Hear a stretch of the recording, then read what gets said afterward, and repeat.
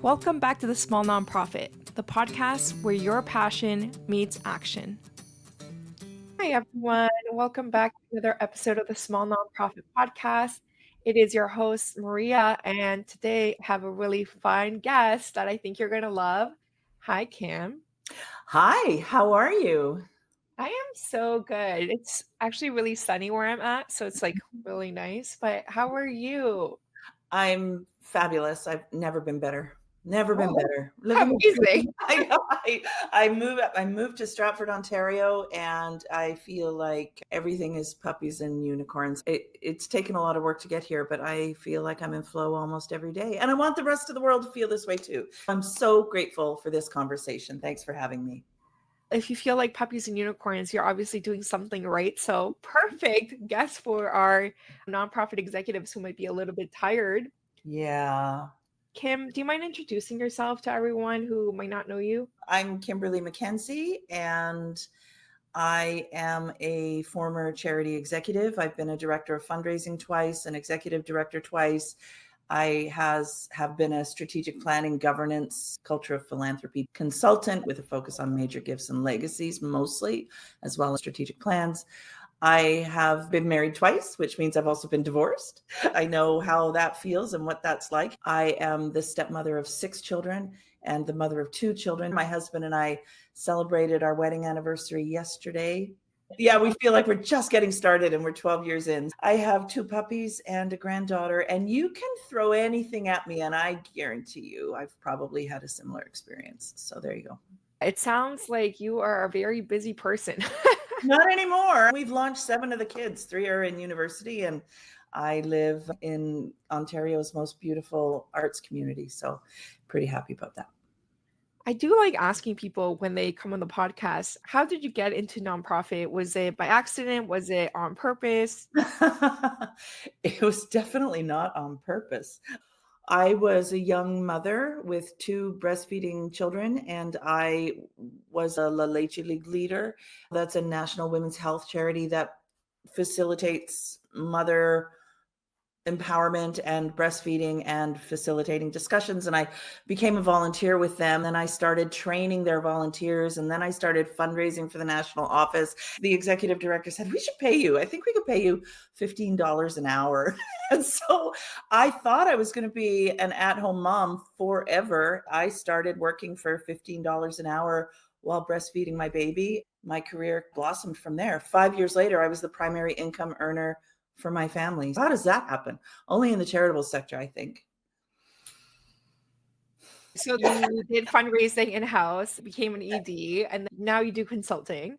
Well, oh, right. Thank you. Because that's the whole new reinvention. I actually stopped consulting and retooled during COVID and pursued my International Coaching Federation certification. I did that with the Coactive Training Institute in the United States, and I chose them because they focus on the whole person, and that really resonated with me. If we're not well at home, we can't be great at work. If we're not great at work, we can't be well at home. They're also the institute that hundreds of thousands of corporations use to hire their coaches. Their program automatically qualified me to sit for the international coaching certification with ICF. I got a 2-for-1 through that. It took about a year and a half. I now have a global coaching practice where I work with charity executives all around the world. I have clients in Nairobi, Wales, London, New Mexico, and across Canada, of course. So that's the beautiful thing, Maria, is that now we're all so comfortable with Zoom, we can build a global coaching practice from Stratford, Ontario. I work with clients who are either transitioning into a new role or are not sure about whether to transition out of their role. I had one client who was just crushing it. And she's like, I need 2 hours a month to take a pause, know everything, and to, as Brené Brown calls, rumble with some of the big issues that I have to deal with. I can't not have these sessions. So that's the power of coaching. And once you find a great coach, it can be transformative. So thanks for the opportunity to talk about that. Yeah. I think that's really important because people in our sector don't have the opportunity to get coaching or professional development. The budget's so tight, X, Y, and Z. And ends up really negatively impacting our sector overall. I feel like that's something, if I could scream from the rooftops to the charitable sector and just encourage charities to make the investment in coaching for themselves or their teams, but particularly for managers. If you invest in your management, your bottom line can increase by 22%. They are the most influential layer of your organization in terms of culture and well-being. The statistics are so clear. Customer satisfaction, shareholder value, in being an employer of choice, all go up if you invest in coaching for your team. This is part of the last C of my 4C framework. It's not just individual coaching being transformative, but there's a lot of room to help managers and leaders operate with a coaching mindset. And spending a little bit of time and investment in learning about how to lead your team with curiosity and appreciation, clear expectations, using powerful open-ended questions to have conversations and really collaborate with your team, that can provide extraordinary results in terms of well-being, respect, trust, loyalty, all of those things. So it's not just one-on-one coaching and hiring me to do that for you, but it's also helping prioritize that mindset with managers. Does that make sense? Yeah, that's one of my favorite things about the way that I consult with clients. I want you to retain the skills. I don't want you to just depend on me. So if you Right. learn how to coach your team better, that's a win for everyone. That's exactly it. There are lots of great coaches. Somebody said to me the other day that they thought the idea of hiring a coach has a stigma that maybe you're underperforming. But that's actually not the case, because high performing athletes hire coaches, high performing artists hire coaches. And I really feel very strongly that high performing teams also need coaches. Yeah. I'd love to hear a little bit about what you're seeing in the sector that people need support with. So issues that are impacting nonprofits right now. Oh, what a generous question.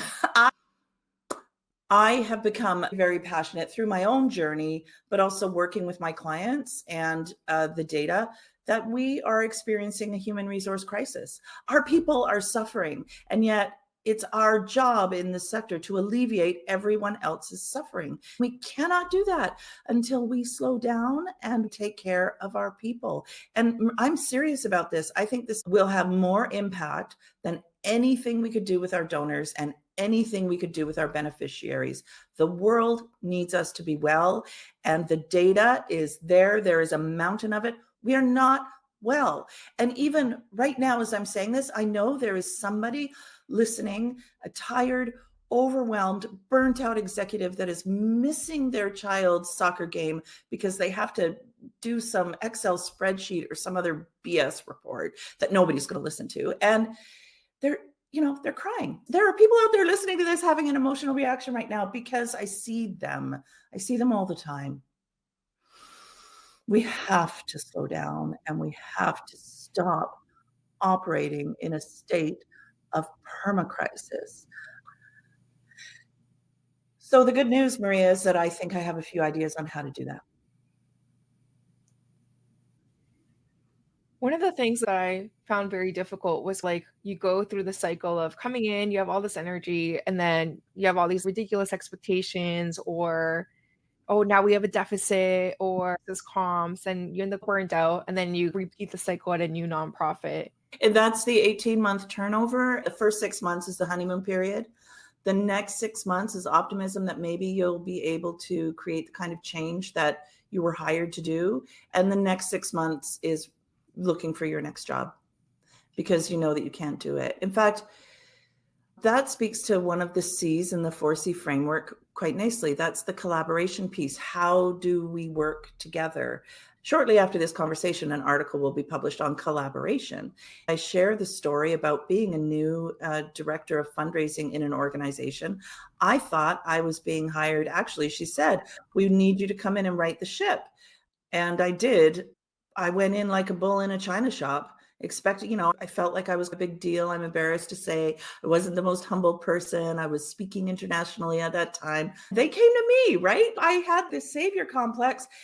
And then it seemed like my boss didn't like any of the changes I was trying to implement. I alienated everybody in the organization. And then she and I both had the Sunday scaries. Have you heard of these Sunday scaries? It's that pit in your stomach that creeps in on Sunday afternoon where you start to think about any excuse not to go into work on Monday, where you hate your job so much that it ruins your Sunday. Certainly, she and I both had that.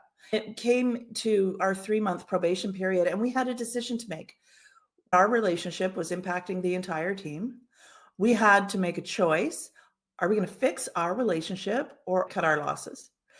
We had to shift from personal conflict against each other to task conflict with each other. We had a problem. We needed the team to be on board with us, acknowledging things were tense, having a common vision, aligning around our values, sharing different perspectives, showing up in service, ditching dysfunctional politeness. Simone Joyeux used to talk about this years ago. May she rest in peace.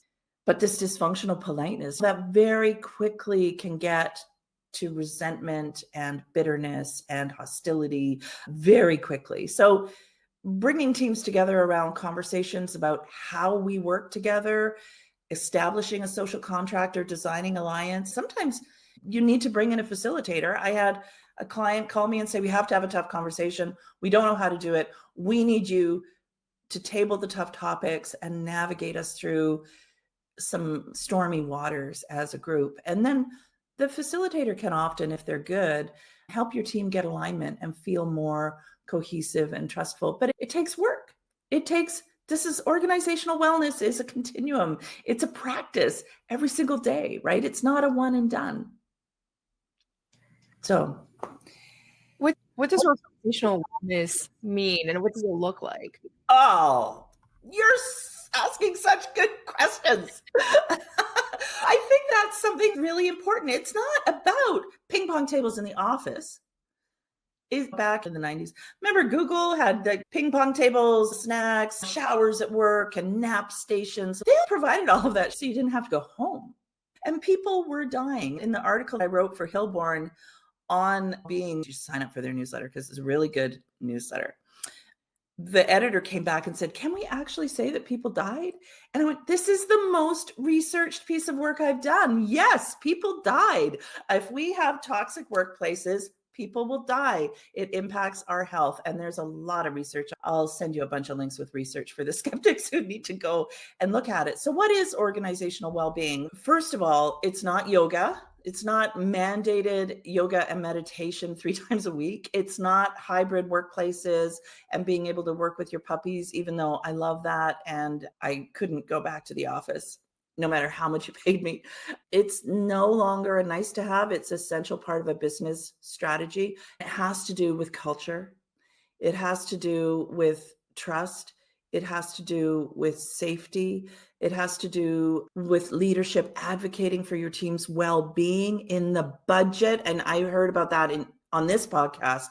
You had a guest who said, if your values don't show up in your budget, they're not important to you. Everyone in your team should have housing and food security. Understanding that helping your team be mentally, physically, and socially fit is essential. We are complex whole humans. And I think when leaders model their humanity, I'm not talking about oversharing or making people feel uncomfortable. I'm just saying create some space, slow down, and connect with each other. The big one that I don't want to forget about is trauma-informed leadership. One of the things I've come to learn working with my clients, and I have over 200 paid coaching hours with traumatized charity leaders now, we have to acknowledge that our sector tears people apart. It's so sad and such a shame. Just like we have trauma-informed storytelling, just like we do trauma-informed interviews with beneficiaries, we need to finally acknowledge that our staff may be coming in with trauma they did not talk about. They put on their armor and soldiered up to get that job, right? We don't talk about it. But if we could just crack open that armor a bit and have compassionate, open-hearted leadership and acknowledge that we cause harm. then maybe we'll have a little bit more compassion for how we provide feedback, how we engage our staff, triggering performance reviews. I had somebody come and ask for coaching because all of their staff were triggered because they had to do a performance review and they thought it was ridiculous. And to me, my question is, what is happening with your performance review that has your staff so scared and refusing to participate? Understanding what the expectations are and respect and being human forward is how we prioritize wellness culture. And I think how we build loyal, compassionate, high impact, high performing teams. So It's everything. all the things. But I think we need to, first of all, just slow down. We can take a moment to connect, right? We have so much that we need to be doing that we're just running this marathon. If we stop living in this perpetual state of scarcity and permacrisis and we start taking care of each other, we'll be able to do more good in the world. How can we do that? I feel like the sector really struggles with this for some reason, and I wonder what tips you've given clients on how they can start building a wellness culture and have really good high-performing teams. I created this 4C framework that is about, first of all, figure out what kind of culture you have in your organization. Don't take it for granted as a leader and assume that the organization you love is the organization that everybody on your team experiences. We have high rates of turnover. We have 4 generations in the workplace. All 4 of those generations receive feedback differently, prioritize differently, communicate differently. We need to do an assessment of what is the culture we are working and operating in right now. Oftentimes leaders don't know. You need to have confidential feedback loops, interviews, and third-party assessments to surface some of the hard truths that leaders want to fix. Where does your team think the culture could be improved? And get their feedback on that. Get personal with them. The human forward leadership. Share your humanity, because when you do that, it provides consent for your team to do that too. If they're coming into a meeting worried about what's happening at home, or their mother was diagnosed with cancer, or their child is unwell, you can't expect people to be all in and high performing when they're distracted by what's happening in their personal lives. So even if you just provide space at the beginning of a meeting to say, how are you doing? For real. I use the rosebud thorn exercise, which people who have worked with me know, taking time to open up a meeting and say, tell me your rosebud thorn over the weekend. How is it? What great thing happened? What not so great thing happened? What are you looking forward to this week? I talked about putting your people before donors and beneficiaries, understanding that socially fit is important too. And I'm not talking about forcing people to go play bowling when they actually hate each other. That's not going to build a team, right? You need to go way back and have these conversations around, what do we value? What are our values? We have strategic planning with the board organizationally, and certainly personally. If you work with a coach or a coach like me, we do a values exercise whenever you're in a state of discord. It's because your actions are no longer aligned with your values. So we need to recalibrate, because our values are a compass. So we've got organizational values, we have personal values. We need to start having conversations around what our team values are. How will we live them? How will we model them? How will we hold each other accountable around them? And then create an alliance. Some people call it a covenant or a promise to each other. I had a client once, we did a whole bunch of work together, but one of the things, he was frustrated that his team was incompetent. I'm like, are they really though? Is everybody you hired incompetent? Really? And so we did a team retreat and started with the rosebud thorn. We created a brave space, which is a skill. Eventually the team said, you're micromanaging. We can't get anything done. They had to completely redesign how they worked together. And also I really believe the trauma-informed leadership practices. So that's just the culture piece, right? And then the collaboration piece. There's also the confidence piece. Confidence is We say we like the term imposter syndrome has like almost a it's trivial. Everybody sort of brushes this off. But what's happening in our heads is real. This loneliness is an epidemic. If you don't have meaningful connections with your staff at work, the World Health Organization has declared loneliness an epidemic, which means on the flip side, connection is what everybody's craving. So how can you have meaningful connection with people? The confidence piece is important. There are a couple of little hacks that we do personally.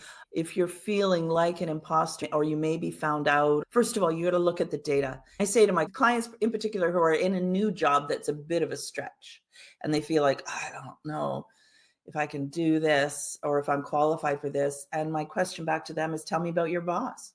Oh, I love my boss. They're wonderful. I really look up to them. They're so smart. I'm so inspired. Do you think they're stupid because they hired you? Like, they see something in you. Your brain isn't letting you see. Also getting creative, moving our body, hacking our brain chemistry so that we can get more of our dopamines and oxytocin, serotonin, endorphins. That's just science. People say go for a walk or turn off social media. It sounds cliche. Imposter syndrome is cliche, but it can really get in our way. Once we figure out how to hack our brain, how to get our brain science working for us, hugs are great. I was at a conference and I was hugging somebody. I habitually go to the left. He was a kind soul. He said, Kimberly, I will give you a heart hug. He moved our hearts together on the other side. It was just like, that's so great. So I'm going to give heart hugs now with consent, but also we can change the story in our brain.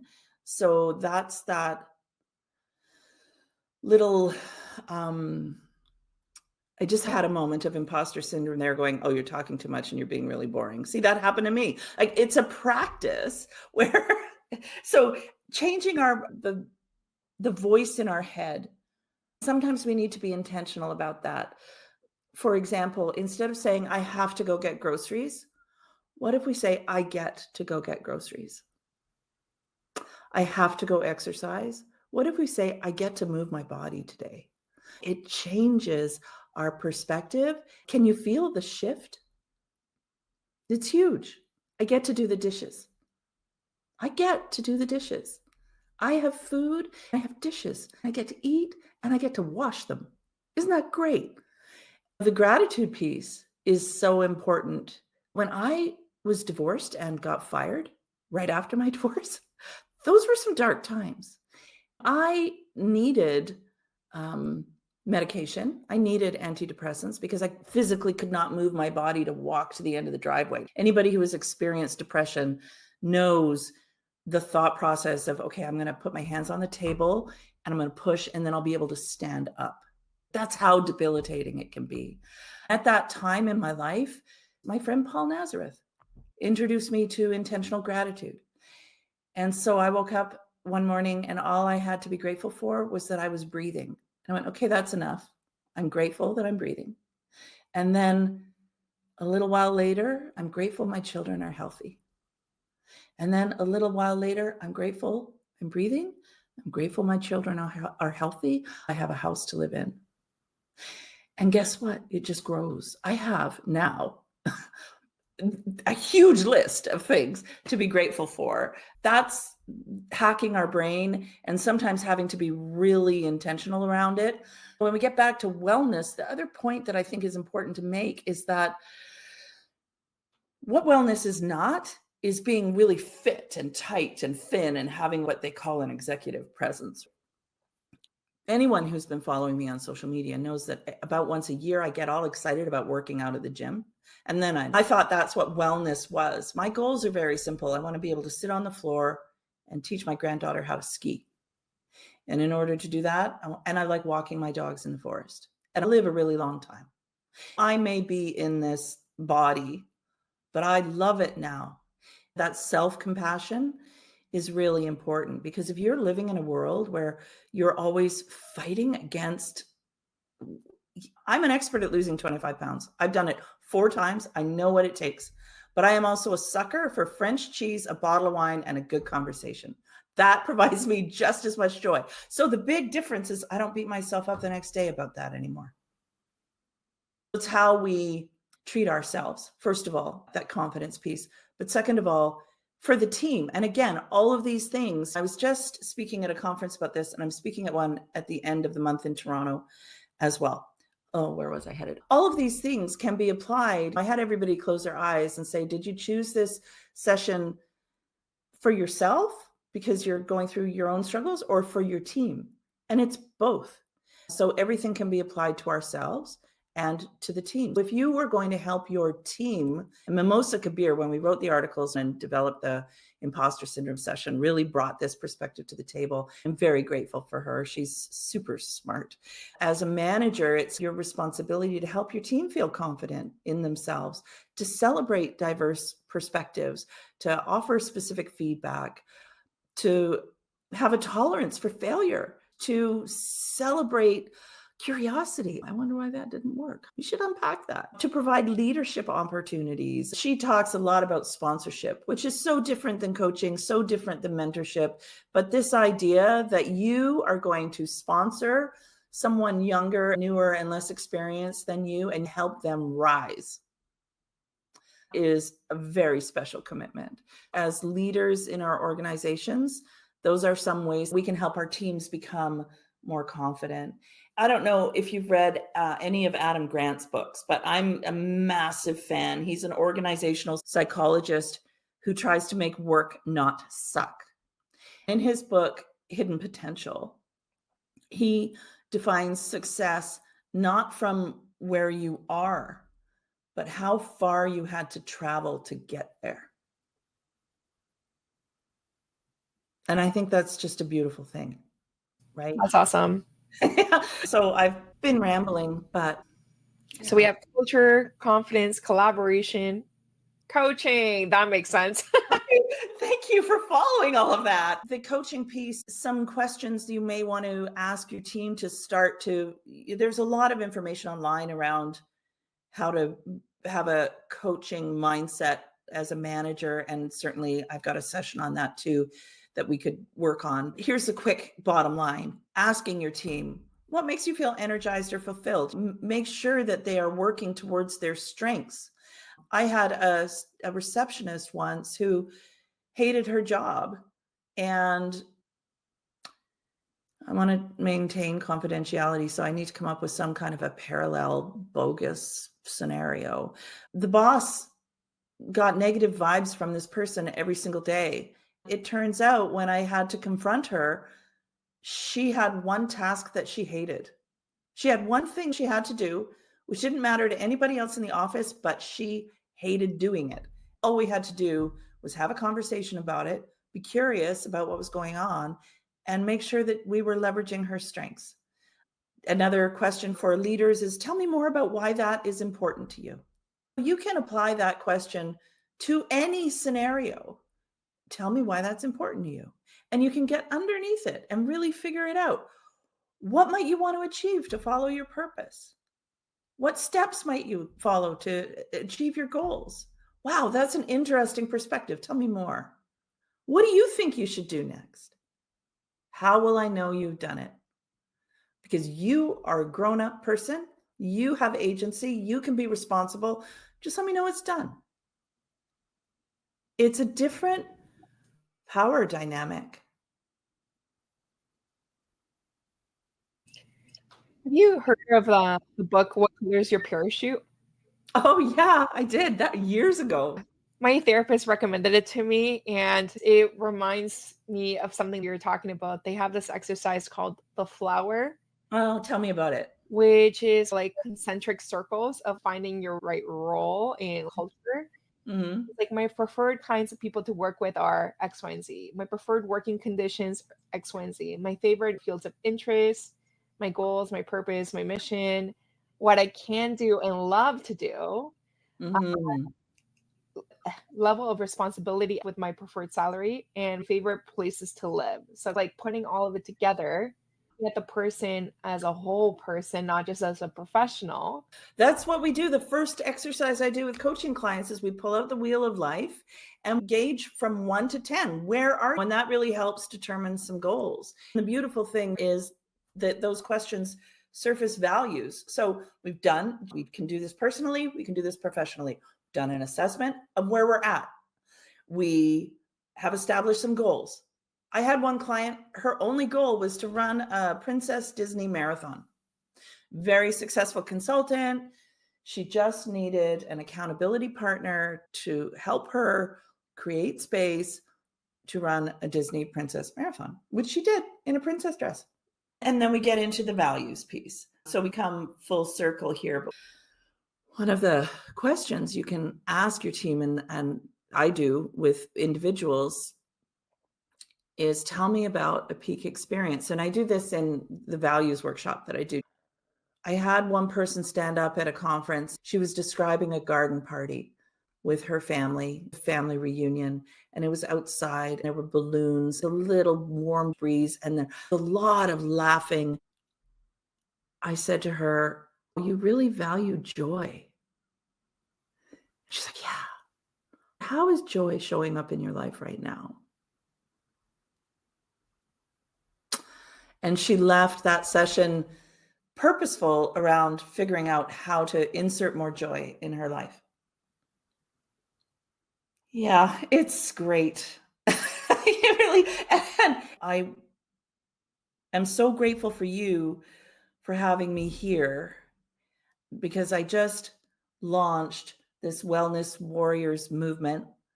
And I do believe that our sector, and I have these little buttons. I'm wearing my little Wellness Warrior button here. I can actually, for people on YouTube, I'm going to hold up this little, there. Oh, wait, there. You can see it. I have these little buttons made, and I gave them away at this conference. And I was so over the moon that people really resonated with the fact that we do, for that person who's crying on the other side of this podcast as they're listening to it, because they're so depleted and they're so tired and they're so burnt out, we don't need them to do a thing.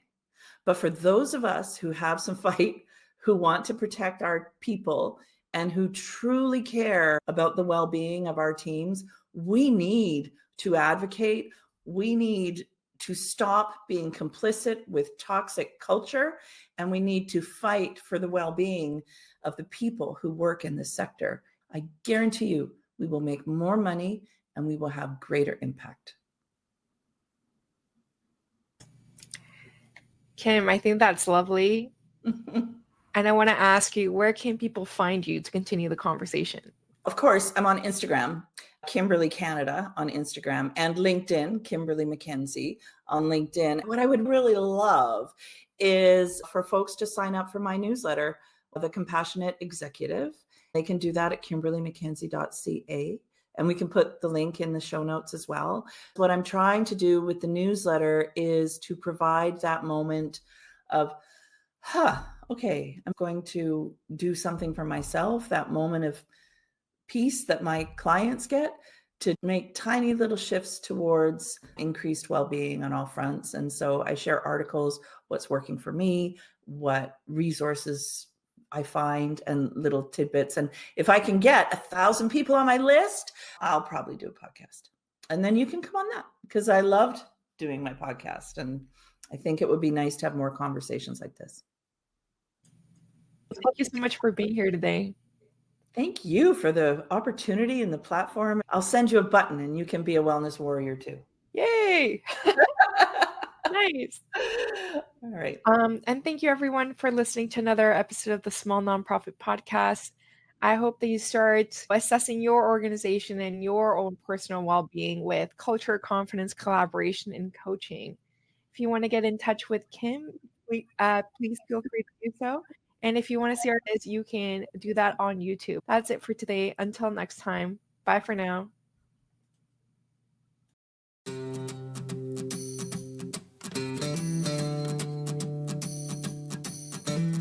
Thank you for listening to another episode of The Small Nonprofit.